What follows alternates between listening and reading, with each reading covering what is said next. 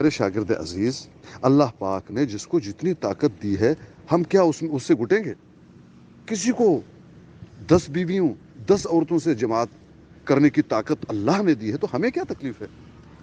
مثال کے طور پر آپ پہلوان ہیں، آپ 5-6 آدمیوں کو مقابلہ کر سکتے ہیں، اللہ پاک نے آپ کو طاقت بخشی ہے۔ ایک ایسا انسان ہے کسی بچے سے بھی وہ مقابلہ نہیں کر سکتا، یہ تو اللہ پاک کی طرف سے گیون ہے۔ اب آپ اس میں وہ میل میک کریں، کیوں اتنے بیوی سے جمع کرتے تھے؟ بھائی کیوں نہ کرے؟ کیا منع ہے؟ کیا بات ہے میرے بھائی؟